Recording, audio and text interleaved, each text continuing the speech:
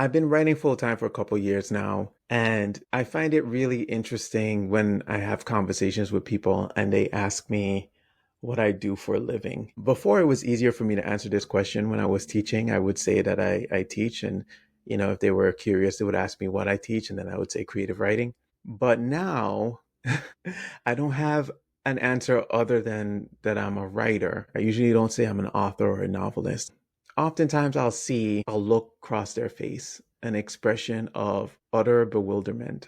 But I think the reason why they hesitate to ask me any follow-up questions or they stare at me as if I've grown a second head is because being a writer in most people's mind is not a job. It's not a profession. It might be a hobby. It might be something that people do on the side. I'm saying this from the perspective of people outside of the field. I know that within the field, you have a lot more nuanced ways of thinking about what that means, being a writer. But for people outside of the field, they have like a really outside expectation of what that is. It is either that you are a writer and your work is recognizable, which means they should have known you already, right? Like you should be able to point to something that it's like, oh, I've heard of that. Or you are aspiring. I think it comes from this culture or this attitude of writing as not realistic. It's not a thing that you should do as a career. This is in tension with the fact that it is a career for many, many people, and that career looks all sorts of ways when you look at all of the different writers that are out there doing this work. It's not a thing that is sustaining for a lot of us, and there's a whole bunch of things that I could talk about there in terms of the industry and how it sets up a lot of artists and authors for failure. But it is a job, and because we are so interested in thinking about the fame aspect of this job or the notoriety aspect of this job, we tend to overlook as a society the job aspect of the job. It seems like a dream or cushy if you are a writer that is doing well. And it seems like an unrealistic goal if you're a writer that has to work really hard to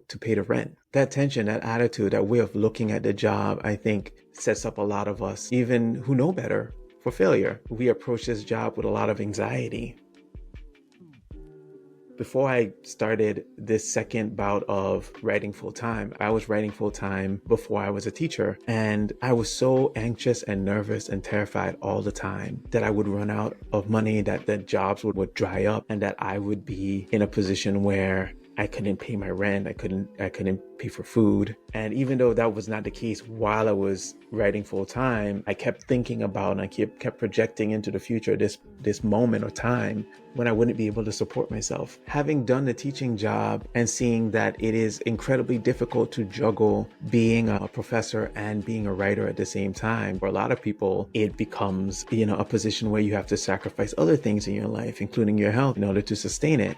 I now have tried to give myself perspective on the fact that things can look a lot different in a couple years and I might have to go get another job, but it doesn't mean that what I'm doing right now isn't work, right? And just because it's not visible in the same ways other jobs are, that doesn't mean that it isn't important and valuable. You don't have to make excuses for the thing that you do. I still struggle with saying that I'm a writer proudly. And I feel like a lot of writers have that struggle. And I think the reason why we have that struggle is because of not just the attitude that we get from society, but also the attitude that we get from each other, right? We worry constantly about this job and this career, and we spread that worry to other writers to be frightened at all times that things will not work out. And that is true. That is a part of this job. Things don't always work out. But I think what's equally a part of this job is the mundane experience of doing it, sustaining oneself off of this job in the way that it should be for every career that anyone decides to embark on. Like being a writer should not be any different from any of these careers. Yeah, it's tough. It's a tough job, but it's also just like other jobs, right? It has the same, when you look at it, when you step away and you look at it from enough distance, it has the same ebbs and flows, similar struggles, similar challenges. And I think that, one of the things that I'm very interested in the future, or now, one of the things I'm very interested in now is kind of demystifying what it looks like to be an author, that it isn't magical, it isn't dreamy, it isn't easy, and it isn't hard all the time. It is a challenging profession, yes, extremely precarious profession. It is extremely precarious being an author.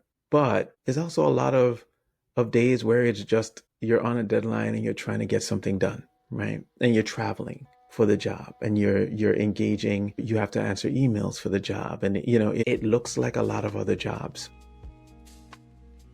I've been very interested lately in kind of prompting more questions and answering and being a lot more forthcoming than I usually am when I talk about what I do. Because if you are so fortunate to even do that for a year or two, it means that you are doing a good job, and that it isn't something that you have to whisper when someone asks you the question. Anyway, I think that over the last couple of years, one of the things I've just been figuring out is just finding the voice to say that I'm a writer, and to smile when someone looks at me like I've completely lost my mind.